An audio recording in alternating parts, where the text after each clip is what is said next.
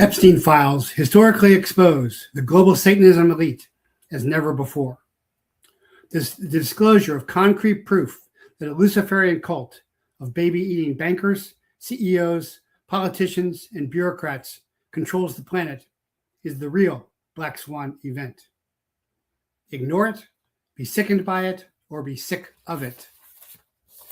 Regardless, the truth is that the Epstein releases, despite redactions, cover-ups, political maneuvering, and continued outright lies and posturing put on by both sides of the uniparty, have exposed the global pedo-cannibal, Satan-worshipping Luciferian elite as never before. And such evil needs the dark to oppress, obsess, infect, and possess. This is an historic loss for the global Satanists and their fallen angel.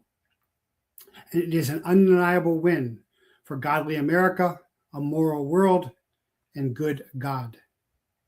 Child trafficking, rape, torture, and murder still go on. The elite still commit abominations even while they lie that they don't. And Epstein was the tip of the iceberg. But we are winning. Just as good Roman citizens used to go to the Colosseum to watch specially trained animals rape scores of virgins, it is now done all in secret. Human nature hasn't changed, but civilization, because of Christianity, has advanced. And Team America's ongoing operations continue to force multiply, as always, behind the scenes. And now, even those who are low information folks are aware of this evil. This negates the evil one's greatest lie, that it does not exist. And once you discern friend from foe, good from evil, the cosmic spiritual war becomes clear. The fight is on and in the open, and the enemy has lost the initiative. And yes, this has happened to his credit, despite all the resistance on Trump's watch. False flags are not the exception. They are the rule. Conspiracy theories are almost always right. The government is nearly always in on it. Despite all the lies, cover-ups, equivocations, and now the revelation that Epstein was likely moved by wheelchair before the suicide was replaced, we, the virtuous populace, the moral center of America, have won a resounding victory. We brought the dark secrets of the elites into the mainstream, and there's nothing that can stop this train now. However, the fight is far from over, and don't expect anyone to give you any awards or even recognition. In fact, you'll have to pay for every good deed, as I know from bitter, long experience. Those you do the most for may never forgive you for everything you have done for them. The globalists are an occult network of organized psychopaths. They seek out people with psychopathic traits, latent or otherwise, in order to recruit and grow their numbers. The common assumption in the general public is that psychopaths are supposed to operate in isolations, like mountain lions, that they do not work together because they are too self-absorbed to organize. History shows, and now game cameras show, that this is simply not true.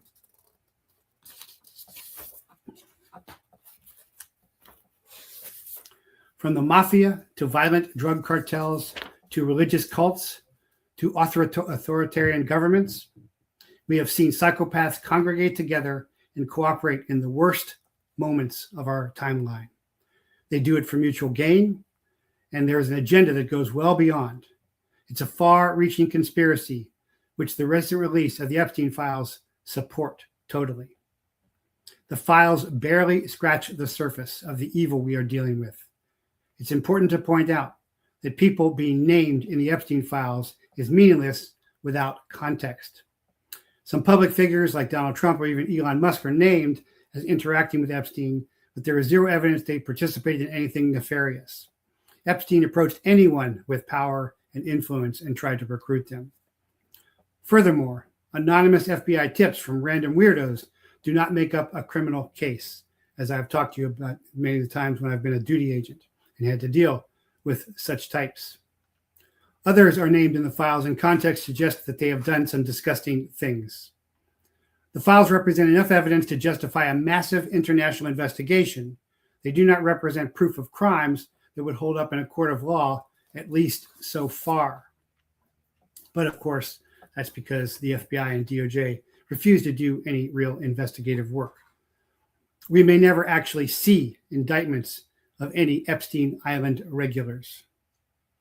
But the disclosure of concrete proof that a Luciferian cult of baby-eating bankers, CEOs, politicians, and bureaucrats controls the planet is the real black swan event. One cannot have a meaningful discussion about the nature of power in modern civilization, post-industrial civilization, without accepting the cold, hard reality that most of the key events in our history have been manipulated by hidden consortiums of elites. We also can't have any legitimate debate about how to solve the problem without accepting the fact that evil is an undeniable constant. Evil is a tangible and autonomous, intelligent entity that wields influence over human society, often using people with inherent weaknesses of the soul as vessels for achieving evil machinations. It is biblical, and our religious ancestors had a much better grasp on the nature of it than we do today, given our futurist propensity to deny anything we can't immediately explain with science or theorize it with scientism. Science, after all, loves to indulge in the disproven theories of evolution while denying the obvious. There must be an intelligent designer for this elegantly designed universe, a creator of the creation and all the marvelous creatures within it.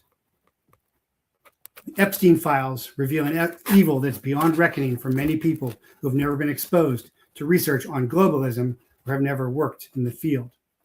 And even those who have been exposed might find themselves shocked by the discoveries. I was. There are strange mentions of cloning, baby farms for black market sales, and creation of a super race in the files.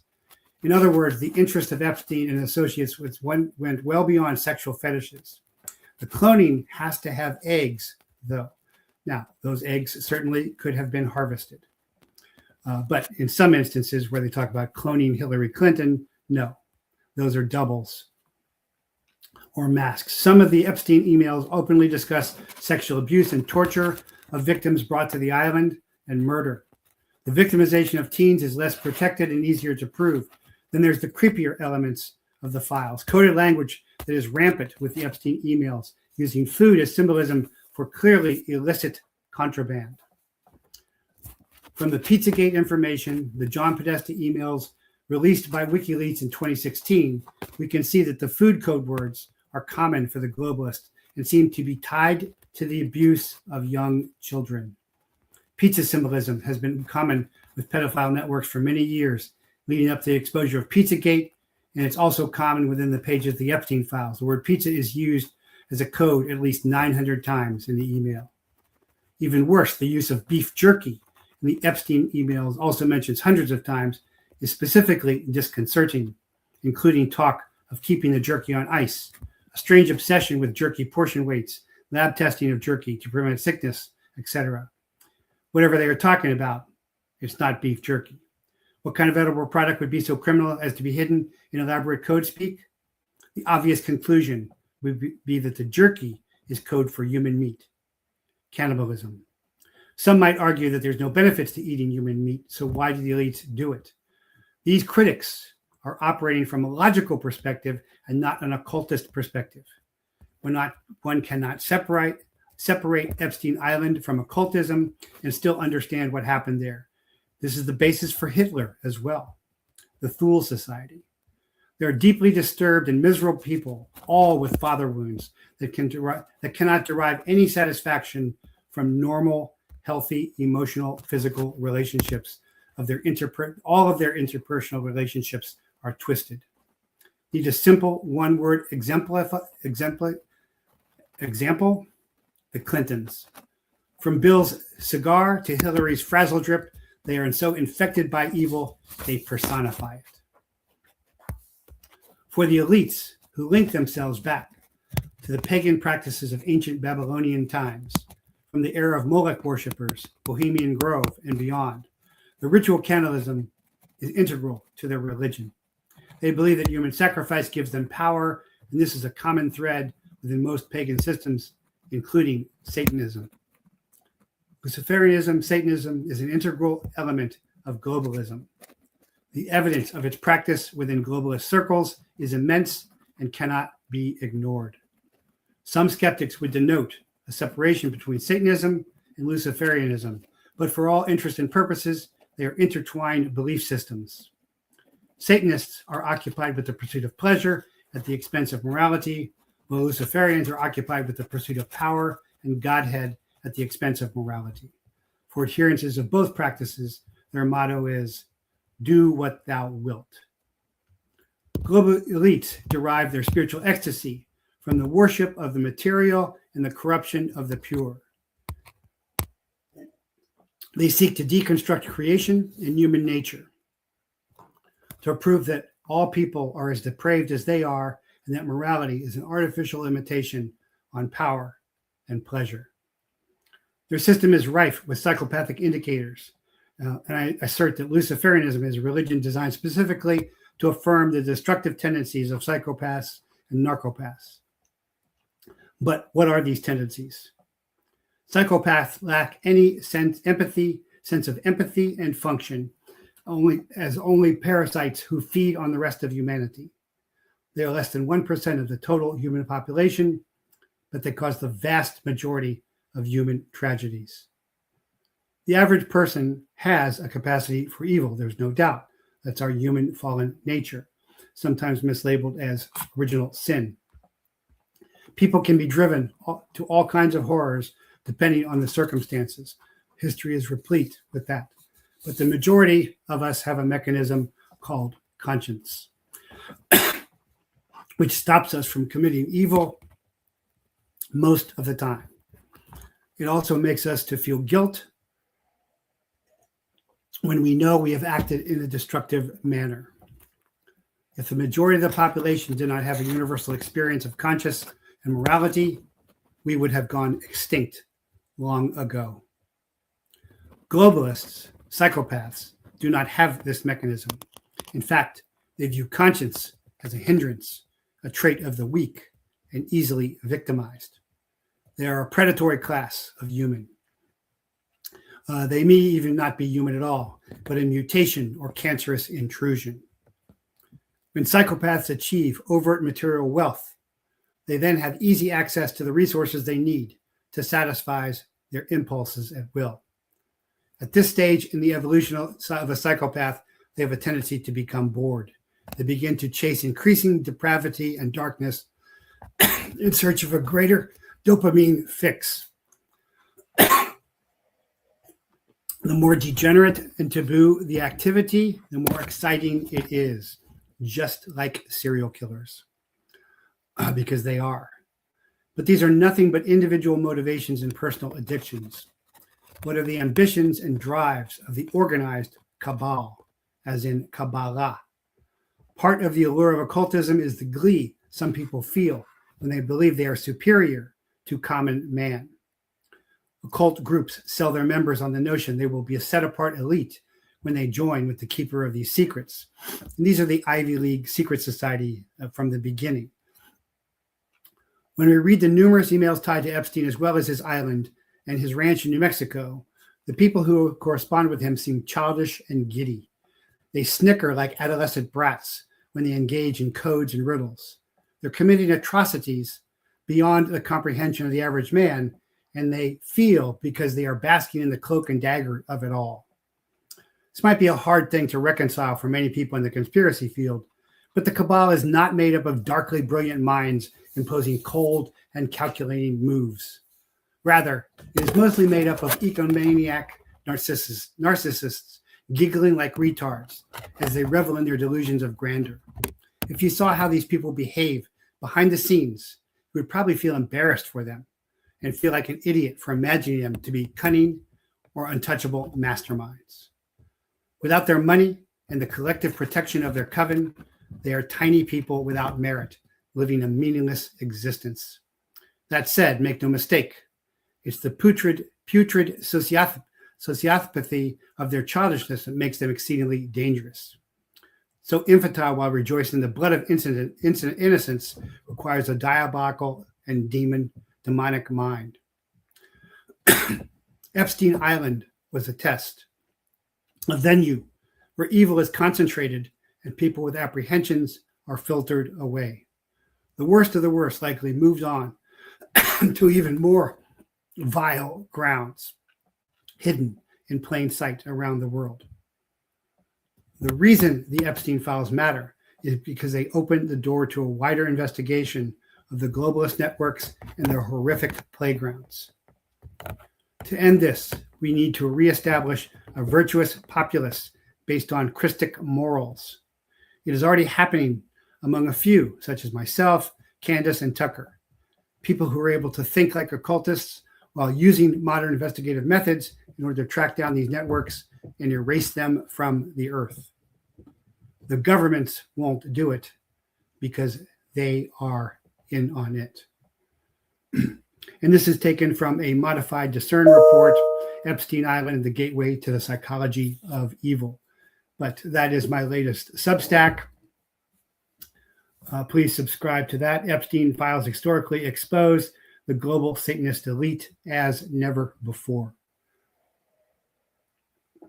Quick health update, because I know a lot of you are asking. Thank you for your concern and your prayers. I just did even a breathalyzer treatment of oregano oil just before the show. I'm on all kinds of drugs and natural cures, and I am doing better. I had a fever-free night finally, and that goes back to my careers in the military, which were very physically stressful, and then my intelligence career in the DIA, which is very emotionally stressful, and then my DEA career, which was both physically and mentally stressful. When I was a whistleblower and when they were coming after me back in the day, I had 2 shoulder surgeries, and then I was got a lung infection and was hospitalized for 2 weeks and have a fever for 3.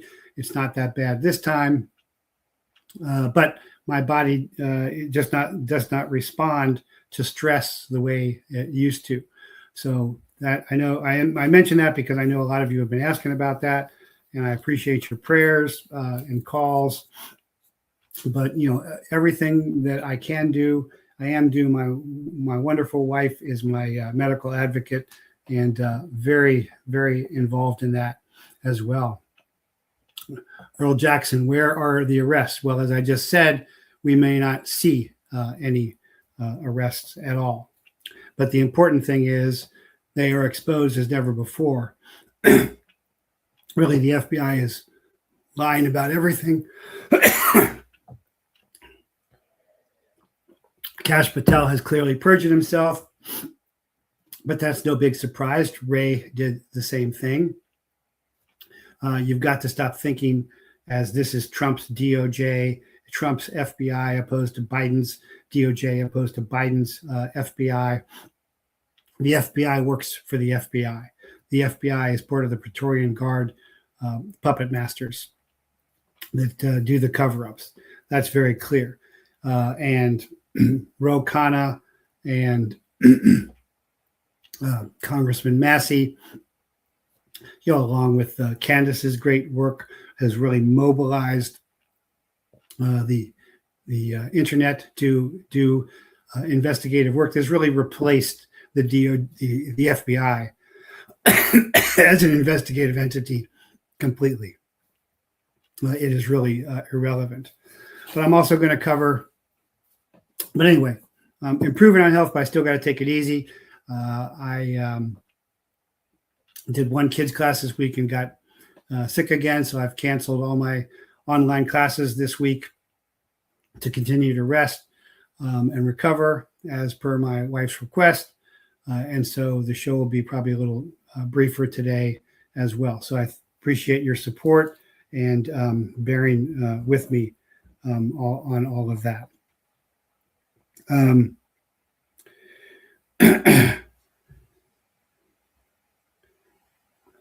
Okay, I'm glad you guys are responding there. Well, I can take some questions today as we continue, but also I'm going to cover is CIA's CNN is falling fast along with fake news. An eyewitness prison guard says Epstein escaped. Boller has been booted from the White House Religious Liberty Commission. Epstein files Affirm my Steve Bannon analysis as a fraudster. So we're going to get into all of that. But first, please support my sponsors at beready123.com. You can get the best Iridium phone there is out there. This is the excellent sat phone that they have. And that is free with a 2-year, $95 a month, I believe. But if you use the code Prather, you can get 10% off any purchase. Can't afford that, you can always get a nice EMF beanie. They have t-shirts. They have ballistic little packs that are very handy. There's the ballistic panel right in there. Generators, lots of great items as well. So CIA's CNN is falling fast. CNN's iconic homosexual leftist Anderson Cooper interned at the CIA before CNN. There's only 2 jobs, CIA and CNN. And really, they've never changed. This long-time deep state mouthpiece is failing, and like Fox fake news, will never rise again. The deep state is losing information dominance.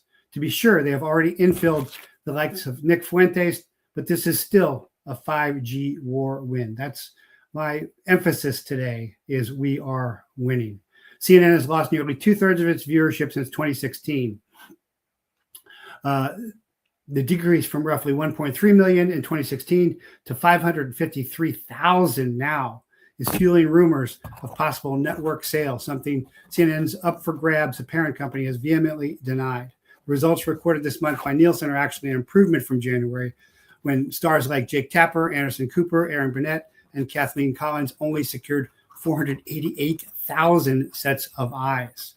The network's daytime lineup has seen similar decline as hosts such as Wolf Blitzer failed to move the needle, dropping from 752,000 and 433,000. When compared to the same part of the year in 2021, the drops were even more pronounced, 71% for primetime and 73% for the day. Several network executives have said that the results were worrisome. A CNN source, meanwhile, blamed the poor showing on audiences consuming news through alternative means.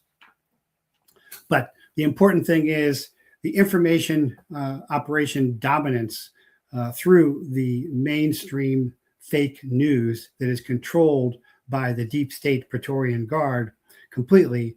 And that includes Newsmax, that includes Fox Fake News, that includes CNN, is dying. And the alternative sources are where all that's going. Now, they, again, like I've said with Nick Fuentes, they have infiltrated those very completely, but they are on much more of a level playing field. Although certainly that's why I'm throttled back on all channels, even though I've broken lots of major stories over the years. And then all kinds of startups like Nick Fuentes are huge. Why? Because they are being funded and being not being censored, but push. Tonak says Pam Bunny responds with how well stock market is doing when asked when she would investigate billionaires. Yeah, that's all a show. She would not answer a question. And by the way, that's not a good look before Congress. So I've been at the front table in federal felony trials where I've put drug dealers away for 30 years. And of course, I was slandered, but never even charged and never even convicted of anything.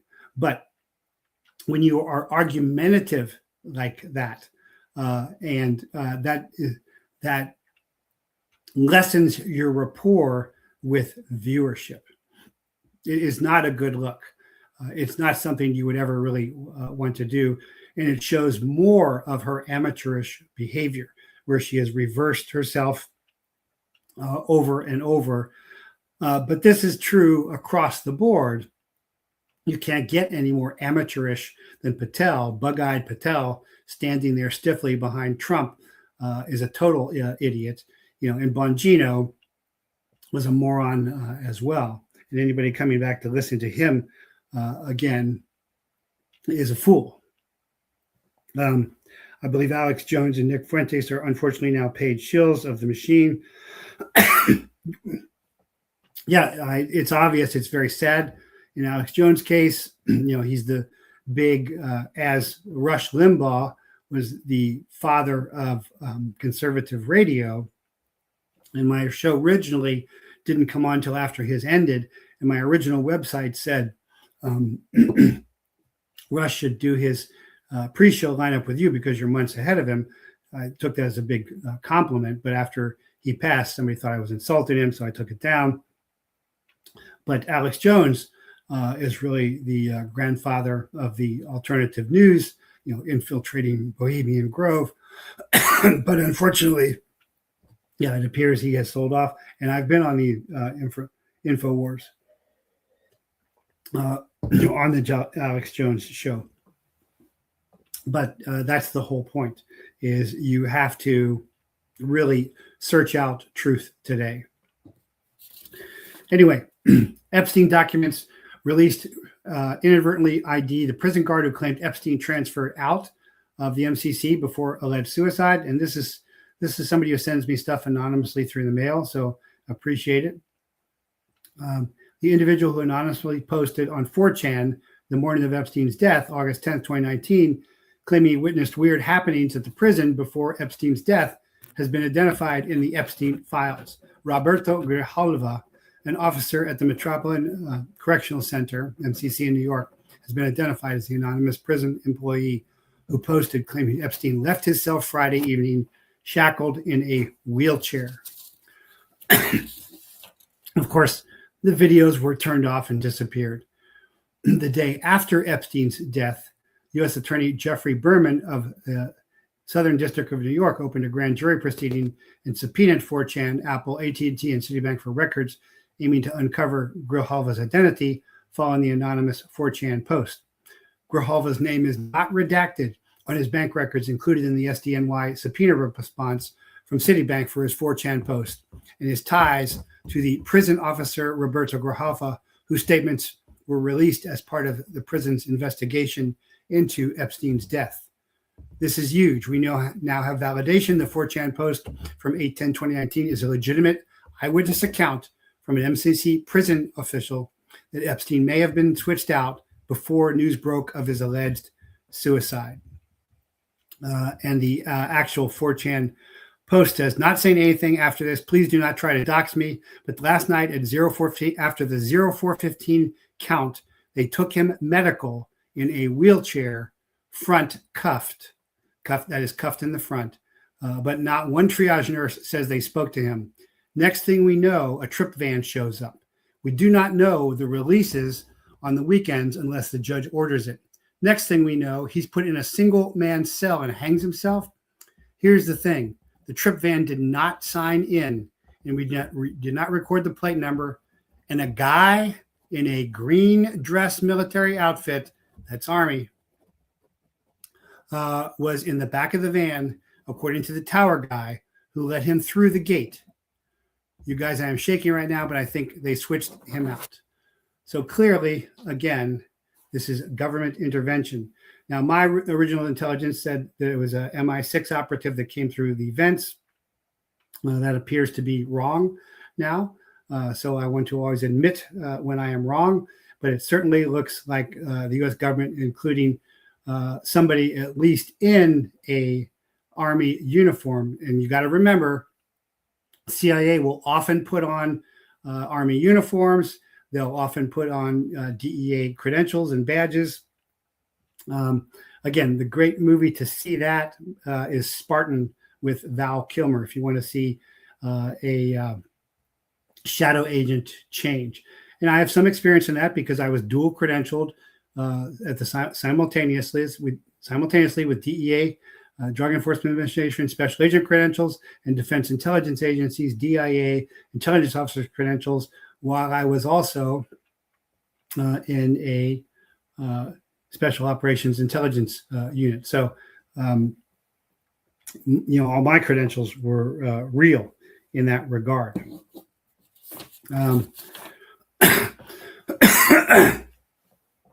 The second page of the Citibank subpoena compliance, open list and name of the prison guard at the bottom.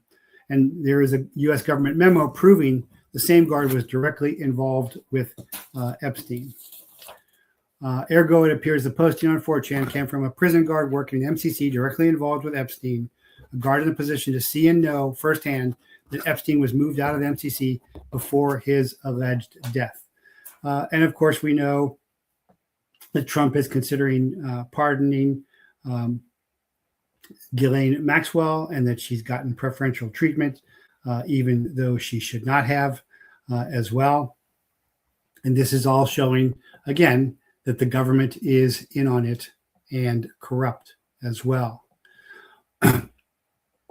Hey, also remember to get your Stay Brewed coffee at teamamerica.com. Save 20%, teamamerica.com, or you can go to jeffreyprather.com and you can get Prather private label. But after so many years of bad soldier coffee, cop coffee, spy coffee, Indian coffee, I'm now a coffee snob, and this is the best coffee by a good Christian constitutionalist family, not the Black Rifle fakes that wouldn't back Kyle Rittenhouse. But highly advise you to go there for that as well. So this has caused some. This is very sad. Boller booted from the White House Religious Liberty Commission. Although she referred to Catholic doctrine, which relies on New Testament scripture, Boller is correct in saying that those following Christ are the inheritors of Abraham and the new Israel. Her contention that Jews killed Jesus is wrong. However, her removal now makes the commission a star, pun intended, chamber. So Carrie Prejean Boller has been removed from the White House Religious Liberty Commission after Texas Lieutenant Governor Dan Patrick, who chairs the body, accused her of trying to hijack a hearing on anti-Semitism. No member of the commission has a right to hijack a hearing for their own personal and political agenda on anything. This is clearly without question what happened Monday in our hearing on anti-Semitism in America. This was my decision, Patrick wrote.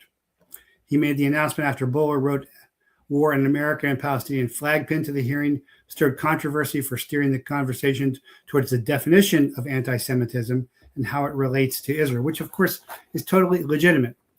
And she says, I'm Catholic and Catholics do not embrace Zionism. Just so you know, so are all Catholics anti-Semitites, according to you. She asked Rabbi Ari Berman, the president of Yeshiva University. She pressed another witness, Shabbos Kestabam, minutes later about the ongoing war in Gaza. Since we've mentioned Israel a total of 17 times, are you willing to condemn what Israel has done in Gaza? Boller asked Kestenbaum, a Jewish American activist who sued Harvard in 2024 over their alleged failure to protect students against anti-Semitism. A terse back and forth began before Patrick stepped in and brought it to a halt. Boller resisted calls to resign from the commission in the immediate aftermath of the hearing and said she will never bend a knee to the state of Israel. So people are sending me lots of scripture about Thessalonians, and they're the blood libel, let the blood of him be on us and our children. But in actual fact, the Romans government executed Yeshua. Or you could say the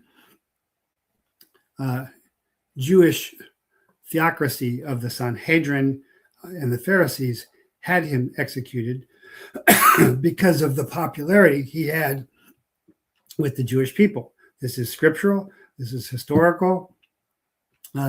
And just because Thessalonians and other scriptures say the Jews killed him, it's more correct to say the Jews had him killed. But I'm not really wanting to get into theological arguments.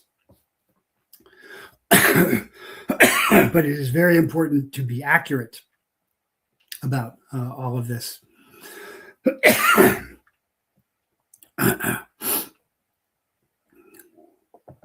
By the way, who's taking care of me is mehanmd.com, hero Dr. Terry Lakin, doing everything he can for me.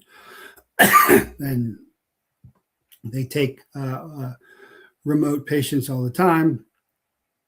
And while he's a DO, he really is involved in alternate medicine. And of course, he's the colonel who went to prison rather than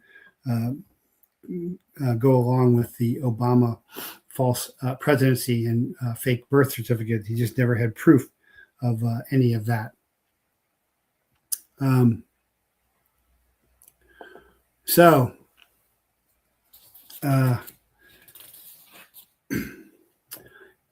the final story I wanted to get into was to continue the global reveal of the fakes and fraudsters out there. So I've been to events with Steve Bannon. I was invited to a VIP event, and the way to tell how people really are is in how they conduct themselves in private. You know, when I was doing speaking, you know, there were lots of people who wanted to talk to me. There was a lady whose son had been killed by a DEA task force. I always took time and tried to help her. You know, Bannon came into this VIP thing, which I guess he paid extra. I was invited to, didn't talk to anybody. You know, did a little photo thing and then went on. And also came in where everybody was dressed up very nice, came in looking real slovenly. So that really tells you a lot about people.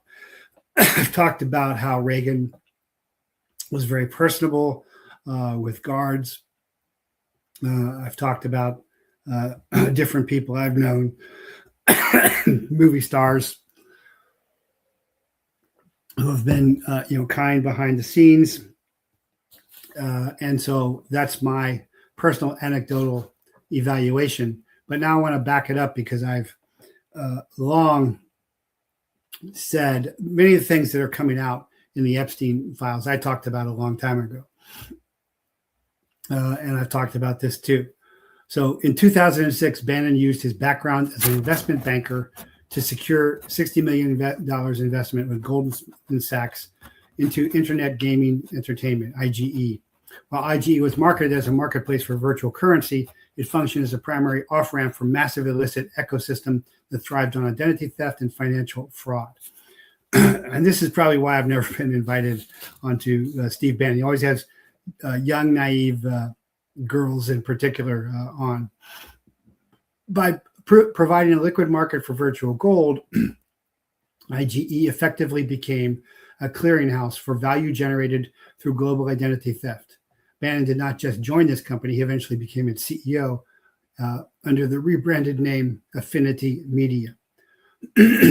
Bannon's entry into Donald Trump's inner circle was not born of ideological loyalty. It was a calculated move by a man who saw a new vessel for the digital energy he had studied in the World of Warcraft forums.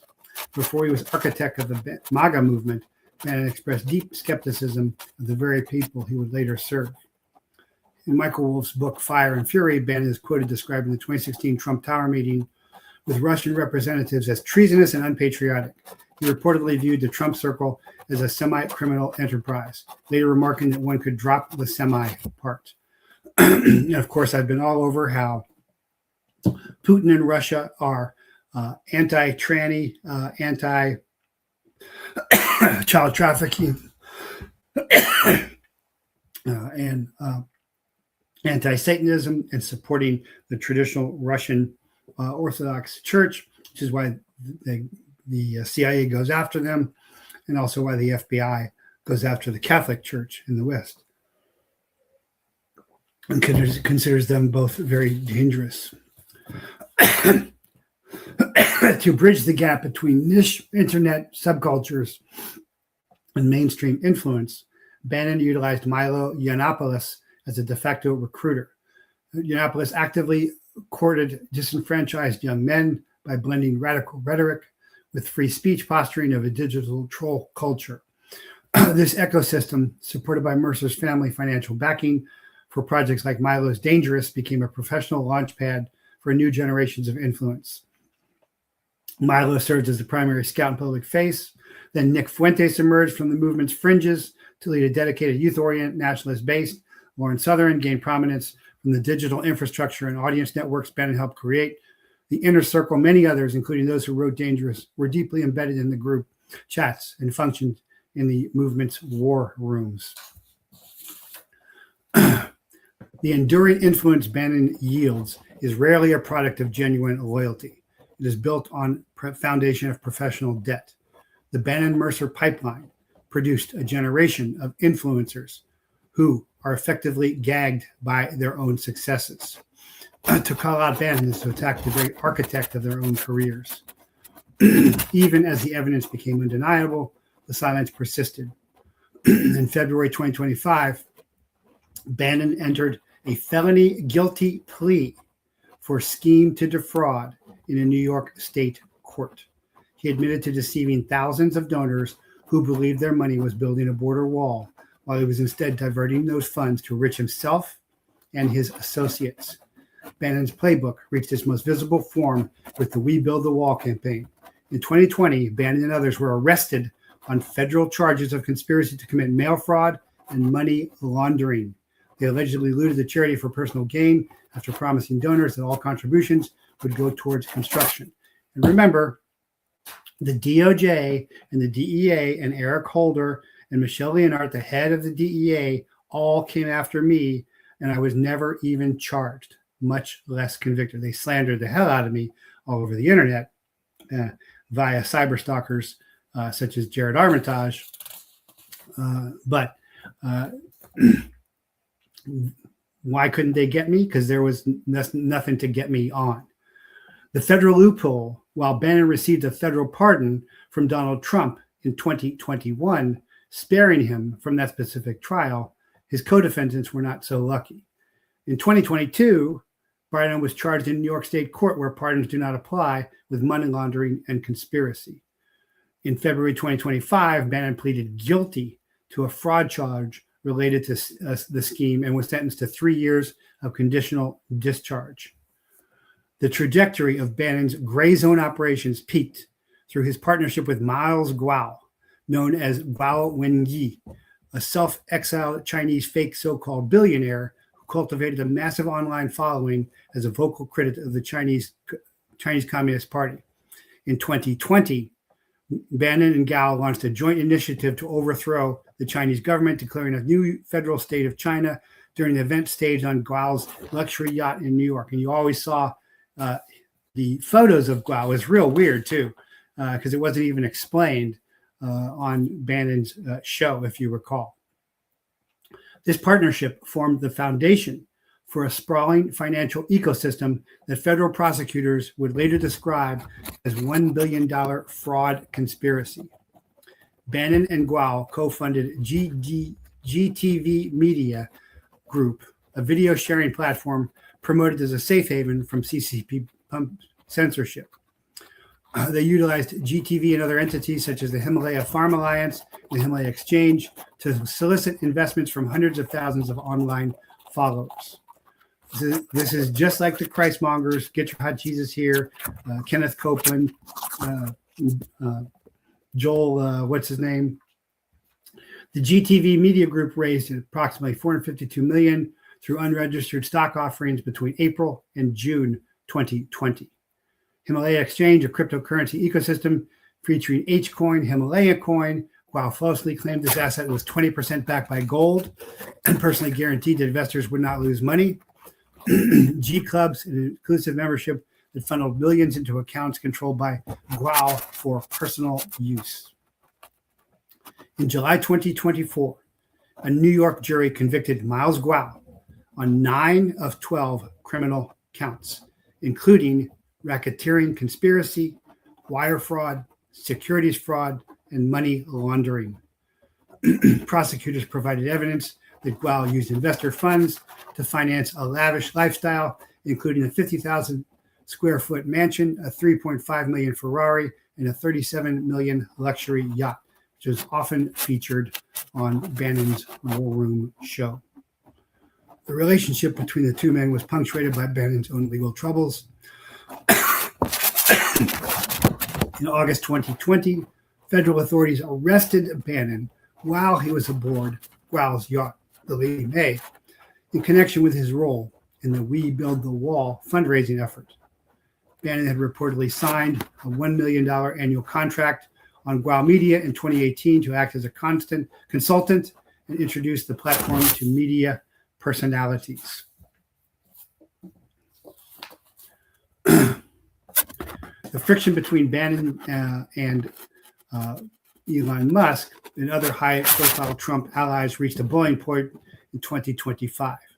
Following Bannon's release from prison and subsequent guilty plea, he launched a series of attacks on Elon Musk, calling him a parasitic, illegal immigrant and truly evil. Bannon pledged to run Musk out of the administration and accused the tech mogul of being an agent and influence of the Chinese Communist Party. I remember this very clearly. I hope you do too. Musk did not remain silent. In a notable exchange during the summer, Musk referred to him as a criminal and dismissively tweeting Bannon as a great talker, not a doer. The feud escalated with the release of the Epstein files, which confirmed Bannon was on Jeffrey Epstein's schedule for a breakfast in February 2019. More importantly, the release included the documentary project, which I've watched film between 2016 and 2019, which Bannon produced for the goal of restoring Epstein's reputation, where he's gushing about how intelligent he is and how wonderful, and while also asking him if he's actually the personification of the devil. This revelation provided Musk with the ultimate leverage to cast Bannon out of the administration's inner circle. If his guilty plea was the coffin, his now exposed ties to Jeffrey Epstein is the nail in the hammer to shut his career. But just like with Mangino, there are people who still are listening, and I have people says, "Don't you dare talk about Bannon." So much for you telling me not to talk about Bannon.